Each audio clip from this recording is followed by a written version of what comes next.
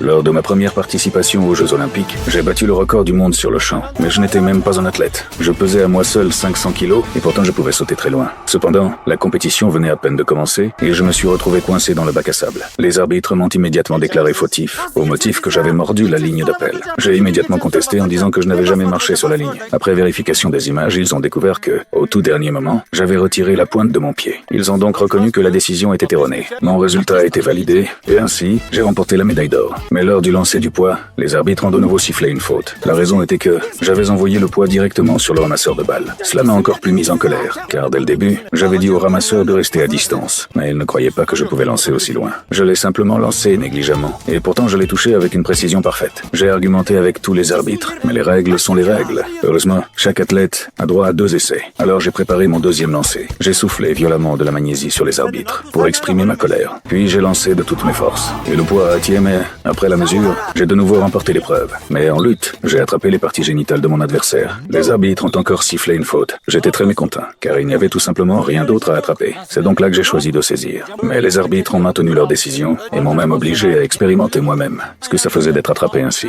Je n'ai même pas tenu une minute avant d'abandonner. Au deuxième round, mon adversaire a soudain lâché un paix, une odeur aussi forte qu'une boîte de sardines fermentées. Cette odeur m'a instantanément donné de la force. Depuis toujours, les mauvaises odeurs me rendent plus fort. Je l'ai immédiatement saisi et après l'avoir fait tourner plusieurs fois, je l'ai projeté au loin. Le résultat était évident. J'avais gagné. Mais l'haltérophilie était le véritable défi. J'étais arrivé avec une minute de retard et j'avais manqué l'enregistrement. Mais les arbitres m'ont quand même permis de participer. La condition était que je devais soulever 300 kilos de plus que tous les autres. Pour l'honneur de mon pays, j'ai accepté. Pour me motiver, j'ai demandé aux coéquipiers aux pieds les plus malodorants d'enlever ses chaussures. Après avoir senti cette odeur, ma force est revenue. Mais lorsque j'ai essayé de soulever la barre, j'ai réalisé que je m'étais surestimé. La barre était incroyablement lourde. Les 600 kilos de poids ont failli me tuer. Soudain, mon pantalon s'est déchiré. J'avais peur de perdre la face devant tout le monde. Alors j'ai commencé à forcer encore plus. Pendant cet effort, j'ai lâché un pet. Quand j'ai senti cette odeur, ma force a de nouveau explosé. J'ai soulevé la barre au-dessus de ma tête. Les arbitres m'ont immédiatement donné la note maximale. Cette médaille d'or m'appartenait sans aucun doute.